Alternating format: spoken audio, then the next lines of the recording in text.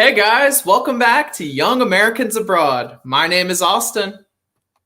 And my name is Patrick. And welcome to our show.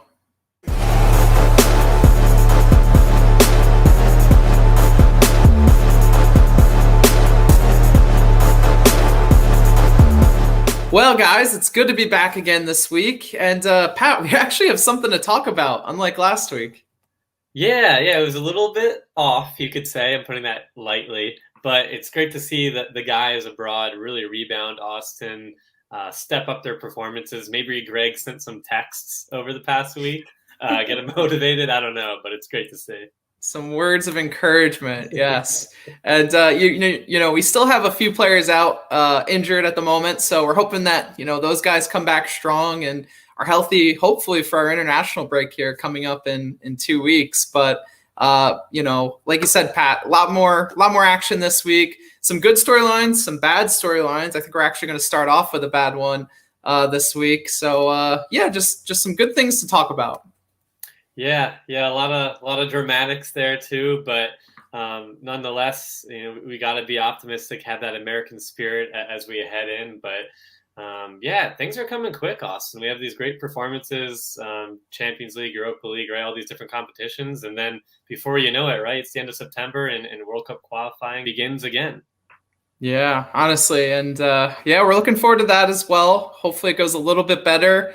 And since we finished on a high note, hopefully that kind of helps, build into this camp. But like we talked about last week, we've got some different options with the injuries and things like that. So that'll surely be a fun break to talk about and kind of keep an eye on. But today we got to start off with that, kind of a downer to start off, Pat. Kind of a downer of a story, but it's definitely something we need to talk about, and that's basically Tyler Adams and Jesse Marsch right now at RB Leipzig, really struggling. And it's really upsetting to say that because there was so much hype going into this season to finally see Jesse Marsch, back at Leipzig as the full-time, manager, the head manager there. And, Tyler Adams was supposed to be, his guy, right? He's supposed to be the, quote unquote captain of his team. And it's just not going to plan right now, Pat. So, Leipzig have started off the season really slow. They're right now 2-1-4 in all competitions. And one of those wins really came in the DFB Pokal, where they beat Sandhausen, who, is in the 2 Bundesliga right now and not really a threat to anyone. Yeah, if you can remember that back in the day. Yes. So, it's just been a real struggle for them. Leipzig currently sit 12th in the Bundesliga. And obviously they had somewhat of a tough, start to the season. They already played Bayern. They played Man City this week in a game where they got kind of demolished, Pat, a little embarrassed, 6-3.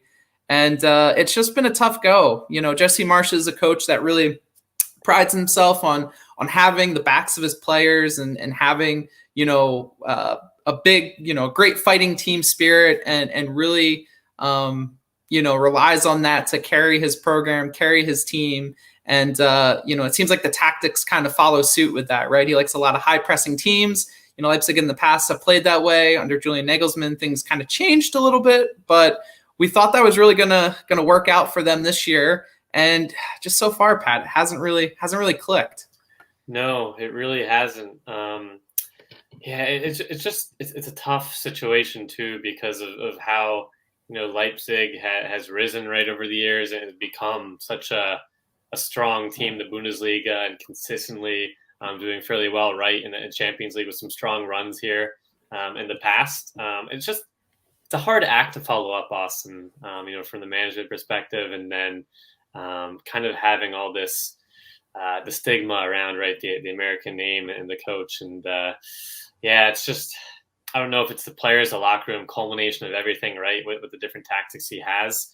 Kind of reminds me, again, not a direct comparison, but almost where Klopp lost the Dortmund team in that terrible season they had. But just the styles, I guess, maybe not similar, but the way that you need players to really, perform for you, get the best out of your players, get everyone energized. And if things aren't clicking, there's disgruntling and just breakdowns of communication with the team or in the locker room issues. These pressing styles are just not going to work. Yeah, and it's like you said, Pat, it's a tough act to follow, Julian Nagelsmann too. Definitely a coach that, right now is clearly like the up and comer, in world soccer. So yeah, it's just so tough. He's someone who had so many different varied approaches. And yeah, it just sounds like a lot of the players were so used to that and really, saw that as the standard, right? And they felt, they got to the point right over a series of 3 years where Julian Nagelsmann was there, 2 years. Right. Were they more possession based too, or? Yeah, they definitely played more possession based, and that's the thing with Julian Nagelsmann. His formations changed constantly throughout the game, so his tactics were very complex. His teams played very dynamic. They changed week to week, even half to half. And with Jesse Marsch, it's more of that classic. We're going to play this way, and we're going to do it this way no matter what. And teams are going to have to change based on what we do. And it seems like kind of a regression when you paint it from going from super complex and analyzing every single detail of the game to Jesse Marsch being more of that, motivational coach and kind of setting the tone and not necessarily focusing solely on every, minute detail of his tactics.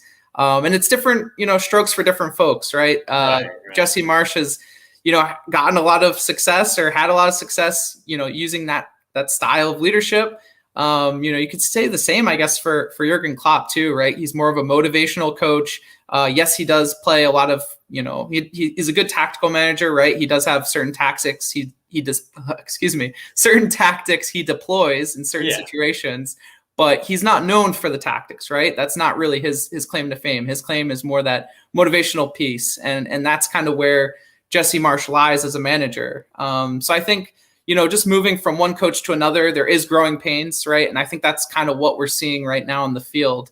The thing that concerns me, Pat, though, is some of these reports that are coming out where players are kind of disgruntled with his choices. Like we said in the intro, right? Tyler Adams is a player that he's worked with in the past and is someone that's proven to be a very capable player in the Bundesliga and one that, from our biased opinions, we think should be in that starting 11. But some of the players that have been regular starting, players in this Leipzig team have been benched. Konrad Laimer was someone who played over Tyler Adams a good amount when he was healthy. There's some other players like, Kevin Campbell even is another good example. He played a lot of times in that starting 11, and Jesse Marsch has kind of, changed some things. Dominic Szoboszlai, a player he used to coach over there in Salzburg, has really been kind of one of his, star players. And I like him, so I think that was a good move. But, these results suggest otherwise. And it's not a great time right now for Jesse. No, it's really not, Austin. And I guess, with that too, what are your thoughts just on the prospects? Is he, I know we've been all saying it, right, in the hot seat, but is this, I guess, ticking time bomb happening potentially soon? Do you think they're already kind of talks this year? I know it's very ruthless and cutthroat, especially within this kind of Red Bull Titan kind of, style that they have there, or organization. But yeah, I'm just curious to see with that and then how that might affect Adams there. Yeah, I think honestly he's in the hot seat. Like it's hard to not be in the hot seat, even though he has so much credibility there in that in that Red Bull organization, and they've taken so much time in growing him and growing his rep. It's hard to really allow that time to happen if Leipzig's sitting 12th in the Bundesliga and they have such high expectations now. Like it's unfair to judge Jesse Marsch differently than really any other, Bundesliga manager, in my opinion. So, yeah, I think he's definitely in the hot seat. I think right now it's also deserved. Like I'm, as much as I'm rooting for Jesse, I think if this doesn't work out, then it's a learning experience and he'll have to move on. He's no different than, any other coach in world soccer. So, I definitely think he's in the hot seat. I think he's got a few more games to kind of turn things around. This weekend they played, Leipzig played Cologne, only came out with a draw. So that was a really bad result. Actually came, close to losing this game. We're actually down a goal and then, scored a goal, I think in the 70th minute or so to kind of get that 1 point. But that was a game where they needed to kind of rebound, show that they're, turning around, right? They're getting things figured out. They're making some changes and gaining some more positive momentum. But, a draw is not the best result. So, yeah, I really think, these next few games are going to be really, it's going to be tough. They're going to be tough games for Jesse, right? He's going to have to get results. I think in the Champions League, they play some easier opponents. So hopefully, they're going to be able to 2 or 3 scoreline. Yeah, it's not Man City, so that's always a plus, right? But no, their schedule looks a little bit easier. I think they play Hertha, then Club Brugge, and then Bochum, in the Bundesliga. So those should be 3 games that Leipzig win, and hopefully that'll give them some more momentum going into Thanksgiving and even hopefully December with him still at the helm. So yeah, I think he's in the hot seat. Long story short, or long answer short, and he really needs results here in the next few games. Yeah, definitely. So it'll be interesting too. Again, like you said, Adams has really proven himself there, right? And he had a lot of minutes with the national team. I know, there's some talks there of easing up, especially with all these with the Champions League, just Bundesliga games here. So hopefully he continues his strong run of games, getting game time. I'm knocking on wood here. He's had a very good, healthy start to the season. Granted, the performances overall as a team. Can you knock again, Pat? Please knock again. Knock Thank again. you. Oh my goodness. I'll knock every minute of this episode for you guys. But we'll just kind of have to watch the situation, Austin. But I guess kind of shifting gears to, I want to say positive, but also, the result might not have been positive, right, in Italy. We'll be talking about Gianluca Busio there in Venezia, and just that American contingent, you could say, or honestly, that club that I think all of us should just be truly supporting low key. They're kind of like that new hipster bar, in your town, right? The fashions there. They have a lot of history, right, in the city, and just the exciting moves in the American contingent. But nonetheless, Austin, Venezia, starting to pick it up a little bit, but they just played their first home game, and it was their first Serie A home game this past weekend in Venice since 2002. It was great to see Busio get his first start too, and really make an impact here, in Serie A, and showing hopefully that he really does belong. So during the game, Austin, he was pretty aggressive. Looked to build the play there, spring passes along to the Norwegian attacker there, Johnson there. Had a few good moments, and I think was one of the most kind of forward playing players in the field. I think 25 or 26 passes there, being progressive passes, which is definitely good to see. Also, some improvements on the defensive side, showing a little bit more work there, prowess. Only 2 of 6 duels won, but his tackles, sticking in more, making an impact on both sides of the ball will be really crucial for his development. So that was great to see. And then the icing on the cake, right? That awesome 59th minute free kick, just whipped that ball around from 40 yards out and found Cicerone for the equalizer.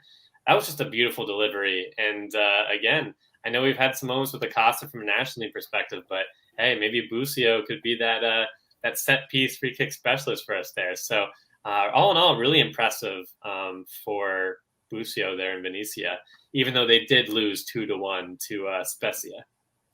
Yeah, and like you said, it's hard for that team, right? They're not playing so well. We want to be so positive, right? But it's tough when they're not getting the results. But Busio's honestly done a great job, starting off in Serie A. He's got 5 chances created in 3 games. So he's providing them with a spark, right? And I think he's their highest rated player on FootMob, right, Pat? Yeah. With a 7.6 rating. So he's doing everything right. So it does feel good to celebrate that. And I think, and we talked about this a little bit off camera, that for him, Venezia shouldn't be the end goal, right? Like this should be a 1-year thing, really show off that, he can play in Serie A, he can play in Italy.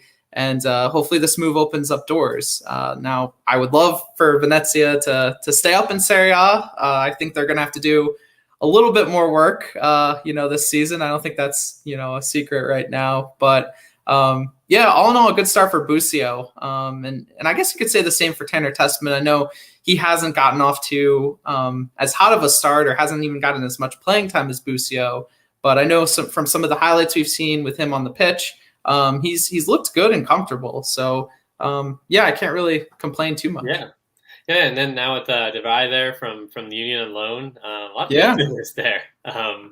For American midfielders, so just kind of interesting, Austin. And yeah, like you said, Tessman, I think for the first game is Napoli featured and looked again like it's a pretty solid team. Yeah, Napoli's no joke. Yeah. So that's definitely exciting to see. But yeah, just for Gianluca there and being with a team that maybe you're not going to have as much possession, more counterattacking, things like that will definitely help his defensive side of things, and hopefully raise the stock as he continues to make an impact there. It is funny, they are above the relegation spot, but they're teetering right there, right in 17th place.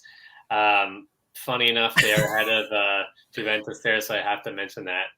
Terrible start for them so far. But that's another conversation, right? But I think the key is just continuing to get great minutes here, make an impact, almost just showcase, right, for other mid-table, higher-level Serie A teams in the case that they do get relegated. So again, they're starting to pick it up a little bit from the first one or two games, which were absolutely atrocious. But again, I wouldn't bet any money, right, on them staying up. Yeah, well, Juventus are going to finish in the relegation zone, so that's one spot solved, right? Yeah, one spot solved, right? I agree with you, Pat, and I think we'll have to wait and see. Good start for Gianluca Busio. So now we're going to move over to a player that also has started the season off pretty well, and that's Yunus Musah. So Yunus came on for Valencia in the 15th minute of their game against Real Madrid this weekend. And it was good to see him back on the pitch, right? He came back from injury, I believe, a week or two ago, actually got his first minutes back on the pitch, but basically came in to this game to replace an injured player and, was the first name off the bench. So I thought that was pretty positive in such an influential game, right, against Real Madrid, which I think was home in Valencia. So it wasn't, over there in Madrid, but still nonetheless, really good to see him, be that first name off the bench. Played a right wing for the game, and actually has a new number this year, number 4 instead of number 30. So kind of interesting to see why he chose that number, but really looked good. Had some nice moments out there on the wing, battling one-on-one with certain Real Madrid defenders and keeping the ball in play. There's like a nice moment in I think it was like the 60th or 70th minute where he kind of dribbled down the sideline, ended up losing the ball, but really put up, a nice challenge to hold on to possession. And actually had a cross that led to Valencia's first goal, which gave them the lead against Madrid on the day. So that was good and very positive. But unfortunately, it was maybe one of two culprits on Real Madrid's first goal, just kind of checking off and not really identifying him and his teammate, not identifying, the Real Madrid player who got him behind and scored their first goal. So, all in all, I think it was a positive day. I think you saw a lot of, Yunus's qualities, and he looked very confident and had a lot of composure, which I think was good because he's really got to take that next step this year, Pat, right? He's got to get more playing time, but when he's on the field, contribute to what they do in attack and, not be afraid to just, take the team on his back at times and hold on to possession and kind of create something from either midfield or on the wing, which, he did more in this game. So, all in all, a good performance. And it was cool to kind of watch him, right? Now that La Liga is on ESPN Plus and not being sport, I know for me, that's been a huge plus. So it's been nice to it's actually nice to watch him this weekend.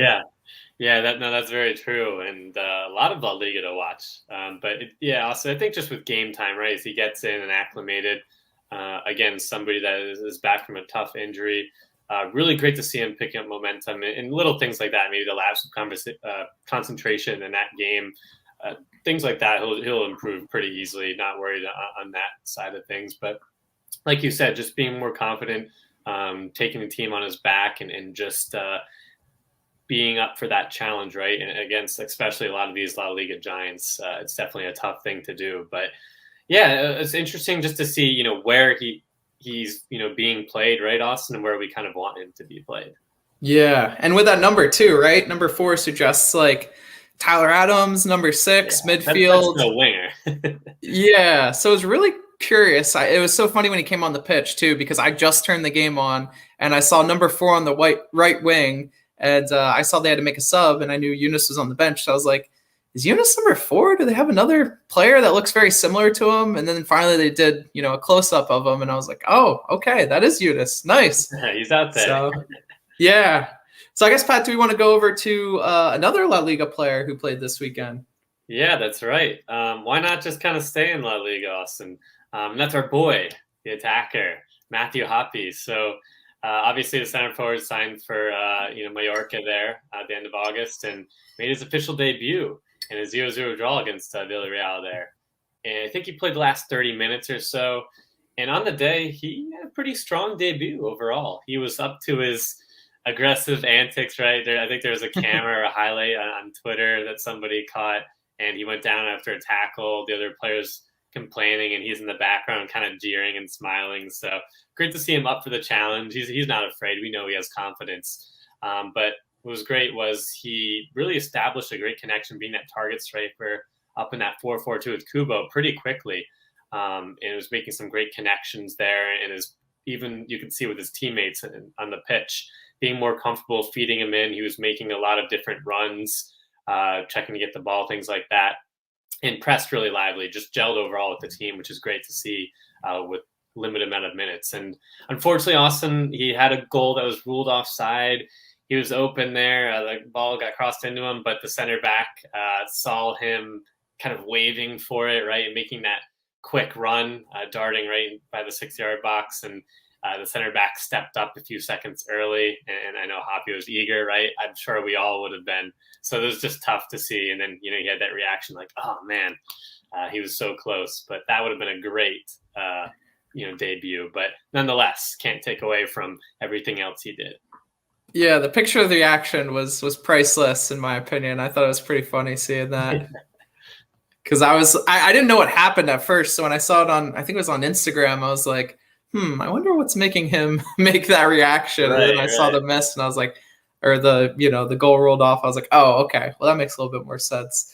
Yeah, it's great to see him make that debut. Mallorca is a really interesting team, right? Takefusa Kubo is a really special player, someone they had, last year on loan.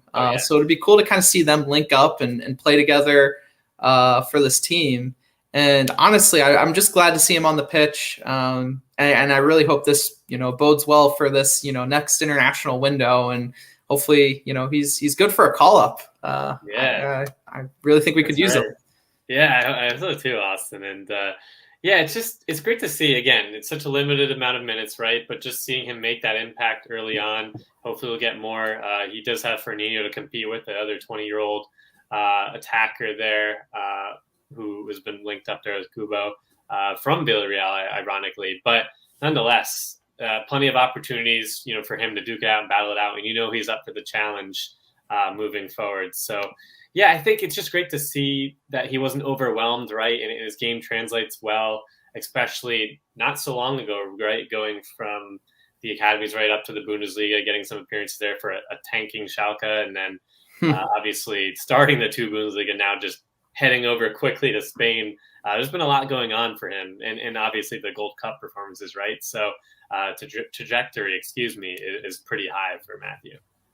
Yeah, and Schalke sit right now in 11th in the 2 Bundesliga with 7 games played. So, yeah, it was definitely a good move to kind of get away from that sinking ship. So, yeah, I think with that, we're going to head back over to Germany and talk about Joe Scally. So a player we've talked about a good amount so far on this new season of YAA. And I'm really excited by his play so far this season. He won the Player of the Month for Gladbach in their month of August. So, really cool to see him win, that award in his first full, month as a professional. That's pretty impressive if you ask me. But looked really good again in their game this weekend against Augsburg. So he ended up playing 90 minutes in their 1-0 loss. So, it did come in a loss, but it's always good to look, good and have, a good performance, even though your team loses. So create a chance on the day. The biggest thing in watching this game and focusing on him specifically is just how comfortable he looked.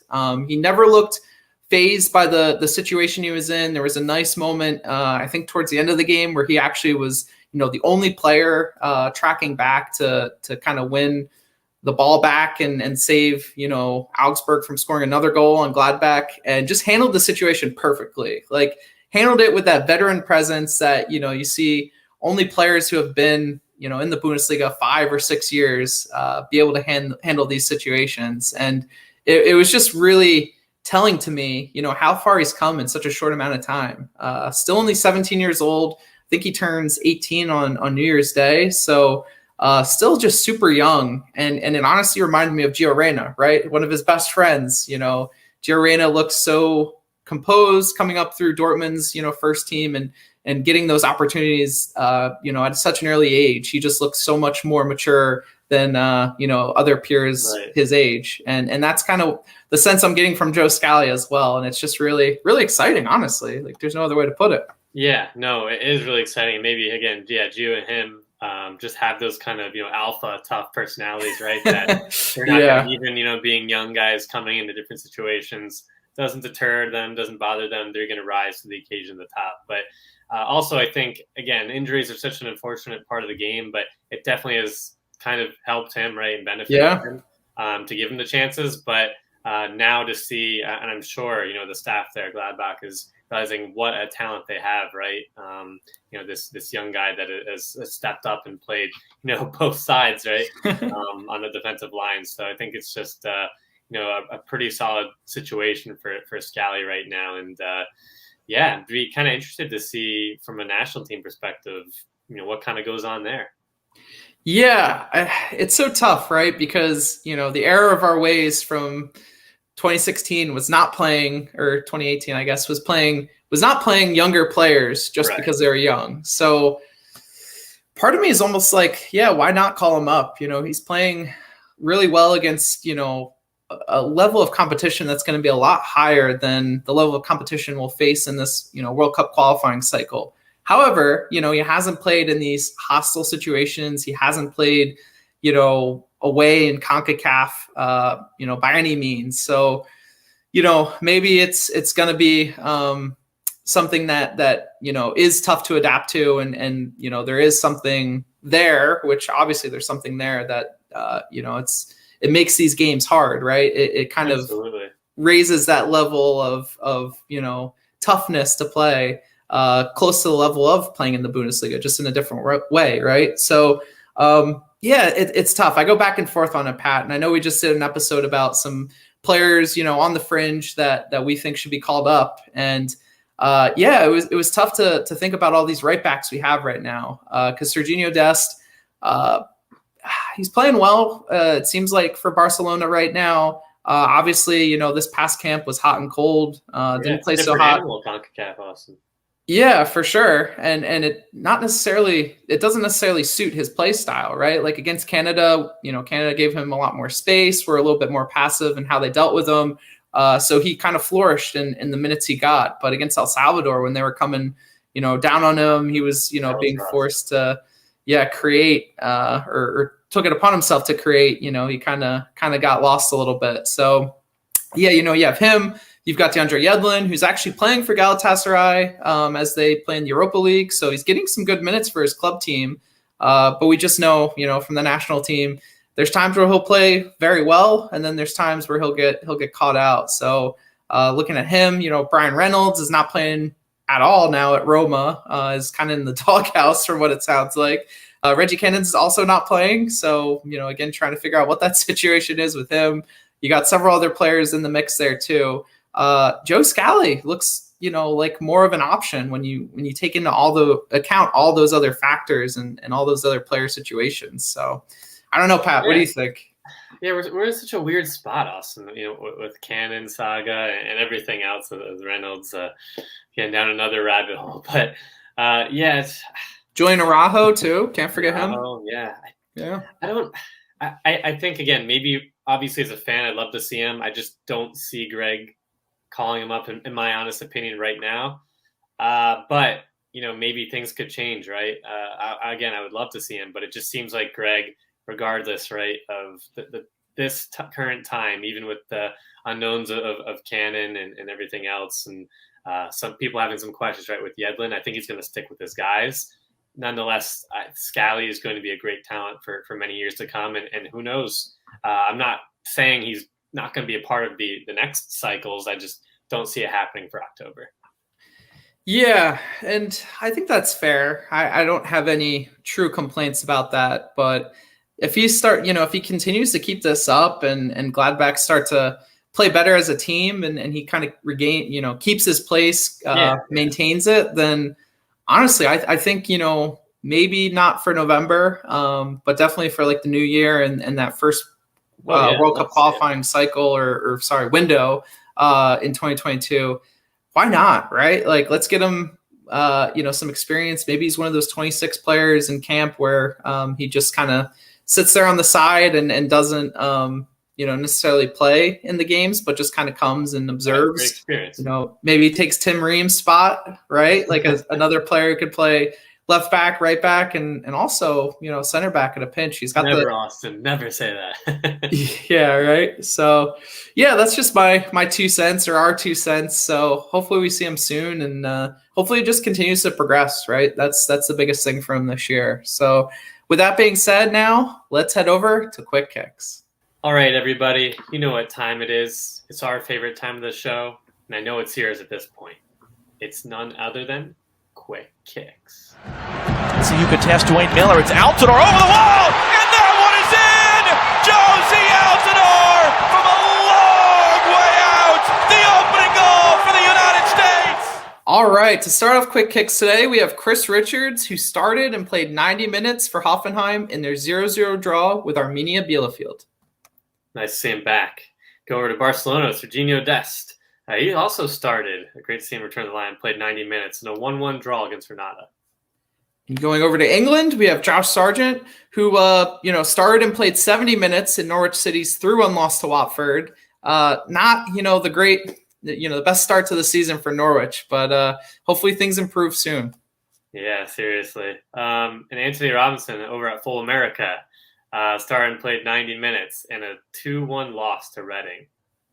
And going over to Belgium, we have Mark McKenzie, who started and played 90 minutes also for Genk, and that was in their 2-1 win over Sint-Truiden. And heading over to France with Gio Aquini, who came on for the last 6 minutes. Gio. Yeah, Gio, with an assist, Austin, on a 1-1 draw against Troyes. So crucial, assist picked up for our boy.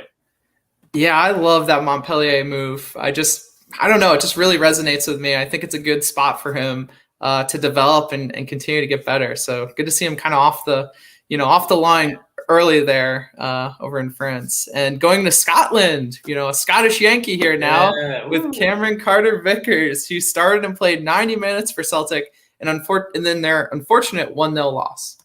Nice to see another guy at Celtic again with Timo. Yeah. But heading over to the Netherlands, Luca de la Torre. So he started and played 59 minutes in a 2-0 win. And going to Salzburg, Austria, we have Brendan Aronson, who started, played 90 minutes, and also scored a key goal for Red Bull Salzburg in their 2-0 derby win over Rapid Wien. So, Brendan Aronson continuing to play well in Salzburg there. Yeah, he's starting off the season strong. He's killing it. And heading back to Liga 1 there with Conrad de la Fuente, who started there in a 2-0 win over the weekend. And then he also played 34 minutes as a substitute in a 1-1 draw in the Europa League against Lokomotiv Moscow. So, again, he's picking up some consistent minutes. And like you said in the interview, one day he hopes to get back to Barcelona. Maybe he can. Maybe, yeah. Another player who started off the season really hot is Haji Wright, who actually started and played 90 minutes this weekend. Also scored a goal for Antalyaspor in their 3-2 loss against Besiktas. So great, showing from them. They're actually 2-0 up over Besiktas, and then they came back and scored 3. But nonetheless, a great start to the season for Haji. Yeah, definitely a great start. And that's such a tongue twister club, man. I don't think I could ever get it. But Antalyaspor. Yeah. Heading over to with Malik Sanogo there in Union Berlin's U19s. great start here with 2 goals and dominating performance on a 4-2 win over Werder Bremen's U19s. And we can't forget about Johan Gomez over there in Germany. Actually scored his first goal this weekend for FSV Zwickau in their 2-0 win. So good to see him also off the mark there this season. And an intriguing player here to cap off with Alan Sonora there, Austin. Started a great start for him and got his 3rd goal of the season for Independiente against Huracan. So somebody to keep your eye on. He's a player that's really catching fire and a great start so far in Argentina. So that's all for episode today, guys. Make sure you like the video and subscribe to our channel down below. And don't forget, what are you doing right now? Go on Instagram, Twitter, checking out our social media content. Always staying up with the latest news and exciting, just exciting news in general for all of our YAAs. That's right. We also have our merch store we launched earlier this summer, so go check that out. Got some cool designs. Some more in the works coming soon, we promise. We got a few things in motion, just still waiting to get them finalized at the moment. But yeah, definitely check that out, and we always appreciate the support. So yeah, Pat, better club weekend, more to talk about, which was fun today. But international break on the horizon. That's right. And I guess, just a little tease, right? We're thinking about, for all you YAA fans, right? Maybe doing a roster reaction, one night. We'll have to, keep updated, right? Maybe it's the following week, when it's released, who will be on there. Some of our players, right? That we've seen before, and maybe some newcomers joining. So there's just a lot going on, and we're excited to maybe do another live episode, right? And get some takes from you guys. Yeah, we had so much fun doing the 3 live shows last window. So we're definitely going to be doing them again, for each game. Depending on the game time, we may do a pregame live show, or we may do a postgame live show. So, just check out our YouTube account for when those get scheduled. And on the East Coast, Austin. Yeah, I tell you, the first one we did against El Salvador when we started at midnight was definitely brutal. But nonetheless, it was fun. We had a lot of fun interacting with you guys, and yeah, definitely, send your comments in, on this video, or shoot us a DM on Twitter, Instagram, if you have any questions you'd like us to cover, in that roster video, because I feel like that'd be a good time to answer some. And yeah, we look forward to doing more live shows, getting that kind of integrated into, what we do here at YAA. And yeah, it's been a lot of fun. Yeah, it's just a lot to cover, right, Austin, with these live shows, the qualifiers going on, and the players now picking it up, right? Like I said, maybe Greg's texting them all like, hey, get ready. The roster's about to be released. So they're all gearing up, right? Wasn't the greatest first window, right, we had, and I think there'll be a lot of, American players kind of just seeking, I don't even want to say revenge or redemption, right? But, just getting to that, that elusive tournament there that's so close, but yet so far.